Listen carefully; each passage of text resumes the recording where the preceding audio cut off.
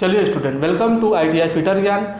इसके पिछले वीडियो में आपको कराए गए थे टॉप 20 क्वेश्चन। अब आगे की बारी आती है। चलिए क्वेश्चन नंबर 21 देखते हैं। क्वेश्चन नंबर 21 आपको दिया हुआ है, कभी कभी वर्नियर कैलिपर गलत रीडिंग देता है। ठीक है, इसके रीजन क्या होते हैं? ये थोड़ा क्वेश्चन आपको धुंधला आ रहा होगा। ठीक है, आप थोड़ा मेरी जो ऑडियो आ रही है उससे थोड़ा समझने की कोशिश करें। ठीक है, तो क्या होता है, पहला है इसमें वर्नियर कैलिपर में 0 एरर है। ठीक है, दूसरा है वर्नियर कैलिपर और वर्क पीस के मेजरिंग फेस साफ नहीं है। तीसरा इसका कारण क्या हो सकता है, रीडिंग लेते समय बहुत अधिक प्रेशर लग जाता है। और चौथा है वर्नियर कैलिपर और वर्क पीस के तापमान में अंतर होता है। ठीक है, क्वेश्चन नंबर 22 की तरफ आगे बढ़ते हैं। वर्नियर हाइट गेज के दो मुख्य प्रयोग बताइए। हाइट गेज के मैंने आपको बताया था, एक तो लेइंग आउट करते हैं, पैरेललिटी चेक करते हैं, कॉन्सिस्टेंटली चेक करते हैं ना। तो इसके 2 पॉइंट क्या इसमें दिए हुए, वर्क पीस की लेइंग आउट के लिए और दूसरा है फिनिशिंग किए हुए वर्क पीस की ऊंचाइयों की तुलना के लिए। ठीक है, क्वेश्चन नंबर 23 में पढ़ते हैं, माइक्रोमीटर के साथ रेचेट स्टॉप क्यों लगा होता है? सभी को पता है, प्रेशर को कंट्रोल करने के लिए। आंसर मैं पढ़ देता हूँ, मेजरिंग फेसों पर ऑपरेटर के कौशल और स्ट्रेंथ को बिना ध्यान में रखे मेजरिंग फेसों पर यूनिफॉर्म प्रेशर लगाकर परिशुद्ध रीडिंग लेने के लिए। क्वेश्चन नंबर 24 देखिए, एक माइक्रोमीटर गलत रीडिंग दे रहा है, इसके 4 संभावित कारण क्या है? तो इसके 4 निम्नलिखित कारण आपको दिए हुए हैं। माइक्रोमीटर में शून्य त्रुटि हो सकती है।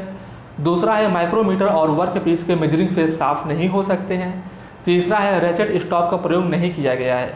चौथा है माइक्रोमीटर और वर्क पीस के तापमान में अंतर। ये क्वेश्चन आपका 2 बार रिपीट हो चुका है। ठीक है, क्वेश्चन नंबर 25 देखिए, माइक्रोमीटर की 0 रीडिंग से क्या अभिप्राय है? 0 रीडिंग का मतलब समझिए, माइक्रोमीटर की प्रारंभिक रीडिंग को 0 रीडिंग कहते हैं। उदाहरण के लिए कोई माइक्रोमीटर आपका लिया गया जिसकी रेंज क्या है, 0 से 25 mm वाले माइक्रोमीटर की 0 रीडिंग और 25 से 50 माइक्रोमीटर वाले माइक्रोमीटर 0 रीडिंग 25 मिलीमीटर होती है। ठीक है, आगे क्वेश्चन देखिए 26, डायल टेस्ट इंडिकेटर के 3 मुख्य प्रयोग बताए। डायल टेस्ट इंडिकेटर किस लिए प्रयोग करते हैं? पहला है फिनिश किए हुए कंपोनेंट की समानांतरता या पैरेललिटी चेक करने के लिए।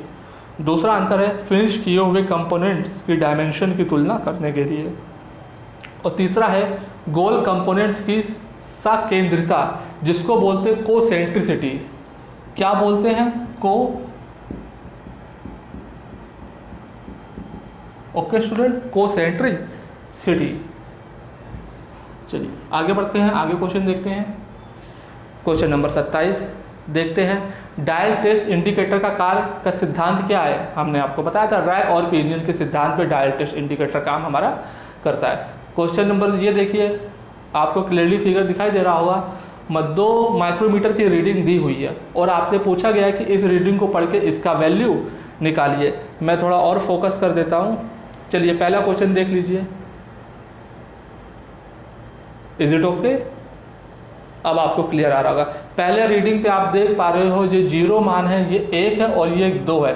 2 के आगे हमारा बीवल थिम्बल स्केल आपको दिखाई दे रहा है। तो मेन स्केल स्टूडेंट आपका यहाँ पे हो गया है MSR वैल्यू। MSR कितनी हो गई है? 2.0 mm। अब थिम्बल स्केल रीडिंग क्या आ गई आपकी? थिम्बल स्केल देखिए, ये 30 है और 31, यानी डेटम लाइन हमारी 31 से परफेक्ट मैच हो रही है। ये 31 हो गई। क्या होता है? MSR 2.0 plus 31 into least count, क्योंकि माइक्रोमीटर कितना होता है? 0.01, आ जाएगा 2.31। ये आप इससे मान निकाल सकते हैं। अब दूसरे क्वेश्चन में भी फोकस कर लेते हैं।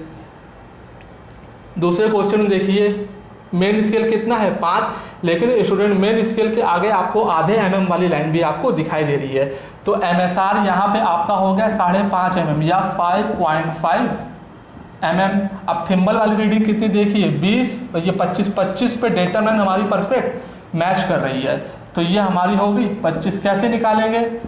बराबर MSR यानी कि 5.5 प्लस थिम्बल स्केल 25, क्योंकि वर्नियर है, माइक्रोमीटर है तो लीस्ट काउंट 0.01, कितना आ जाएगा? तो ये हो जाएगा 5.75 और यही आपका आंसर है। स्टूडेंट समझ में आया रीडिंग किस प्रकार लेते हैं? अगर आपको नहीं समझ में आ रहा है तो हमारी पिछली वीडियोस देखिए। ओके, चलिए रफ कर देता हूँ, फिर मैं आगे बढ़ता हूँ।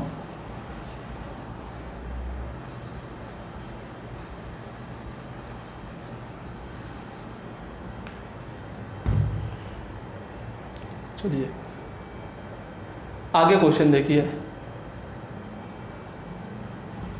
ओके,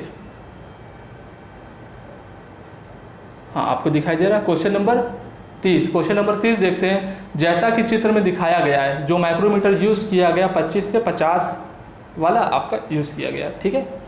डेप्थ रॉड के साथ डेप्थ माइक्रोमीटर की रीडिंग याद कीजिए, ठीक है। चलिए देखते हैं। अब देखिए ये कुछ क्वेश्चन आपका गलत है। एक तो 25 से 50 नहीं, अगर 15 mm आपका शो कर रहा है तो ये आपका हो गया है 0 से 25, ठीक है। आंसर भी इसमें अलग गलत दिया हुआ है। अब देखिए, अब डेप्थ और जनरली माइक्रोमीटर में मैंने आपको बताया था, माइक्रोमीटर में जो ग्रेजुएशन लाइन होती है इंक्रीजिंग ऑर्डर में होती है और डेप्थ बार में उल्टा होता है, समझ रहे ना, जैसे उल्टा होता है। अब देखिए 15 है तो 15 के पीछे ये 14 होगा और 14 के नीचे देखिए, मैं क्वेश्चन पे जूम कर देता हूँ, ओके। अब आपको क्लियर समझ में आ रहा होगा। ये देखिए ये 15 है, फिर ये 14 आया होगा, ठीक है, और 14 के पीछे ये 14.5 होगा और 14.5 के पीछे क्या आया होगा, यानी कि ये 14 है और ये 13.5 है, तो इसके पीछे होगा 13, यानी कि मेन MSR हो गई है 13 mm। अब देखिए 45 वाली परफेक्ट मैच कर रही है ना, तो आपकी थिम्बल स्केल कितनी हो गई है 45। क्या होता है मेन स्केल 30 प्लस 13 सॉरी और 45 इंटू माइक्रोमीटर है 0.01, कितना आ जाएगा 13.45 मिलीमीटर, और यही आपका आंसर है, ठीक है। आपको ध्यान देना है माइक्रोमीटर और डेप्थ माइक्रोमीटर में ये अंतर है, डेप्थ माइक्रोमीटर अपोजिट रीडिंग दी हुई होती है, ओके।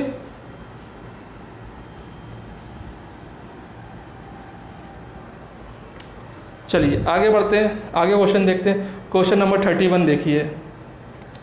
कोई आपको इसमें एंगल दिया हुआ है θ/2 बराबर 15 डिग्री प्लस माइनस 5 मिनट, ठीक है, वाले एक टेपर कंपोनेंट को मशीन करना है। इस कोण को चेक करने के लिए एंगल मेजरिंग कौन से एंगल इंस्ट्रूमेंट का यूज़ करेंगे, समझ रहे ना। आप देखिए 5 मिनट दिया हुआ है, तो आपको पता है ऐसे डायमेंशंस को मेजर करने के लिए हम वर्नियर बिवल प्रोटेक्टर का यूज़ करते हैं। आप हमारी पिछली वीडियो देख के आप देख सकते हैं कि लीस्ट काउंट कैसे निकालते हैं और कैसे वर्नियर बिवल प्रोटेक्टर की सहायता से मेजरमेंट लेते हैं, ओके स्टूडेंट। चलिए आगे बढ़ते हैं। क्वेश्चन नंबर 32 देखिए। किसी क्वालिटी कंट्रोल सेक्शन में अधिक संख्या में कंपोनेंट को चेक करने के लिए कंपैरेटर गेजों का प्रयोग किया जाता है। इस चेकिंग के बाद आप कौन से 2 निर्णय ले सकते हैं। ये देखिए कौन से 2 निर्णय हो सकते हैं। तो एक तो पहला है आपका प्लेन सरफेस या साफ या बार समानांतर होनी चाहिए, दूसरा है होल साफ और सकेंद्रित होनी चाहिए। क्वेश्चन नंबर 33 देखिए।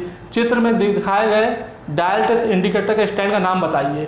तो ये हमने आपको नहीं पढ़ा, तब भी मैं बता देता हूँ। ये डायल टेस्ट इंडिकेटर है, एक तो आपका मैग्नेटिक वाला और दूसरा आपका फ्लेक्सिबल टाइप का है। तो आंसर में दिया हुआ है फ्लेक्सिबल पोर्ट के साथ magnetic stand, okay. Question number 34 देखिए। चित्र को देखकर चयन करो कि वर्नियर कैलिपर से आउटपुट माइक्रोमीटर को मापने कौन सी विधि सही है। अब आपको इसमें 2 फिगर दिखाई दिए हुए हैं और इन 2 फिगर में आपको चेक करना कौन सा सही है कौन सा गलत। सपोज दैट ये हमारा जॉब है, ठीक है, दोनों माइक्रोमीटर में जॉब को होल्ड किया गया है, लेकिन जो सही तरीका है आपका ये वाला है। जो जॉब है हमेशा बिल्कुल मिडिल पे आना चाहिए हमारे जबड़ों के, ना कि नीचे की तरफ। तो इस प्रकार आप आइडिया लगा सकते हैं कि कौन सा सही मेथड है वर्नियर कैलिपर की सहायता से जॉब को मेजरमेंट करने का। क्वेश्चन नंबर 35 में आगे बढ़ते हैं। Question number 35।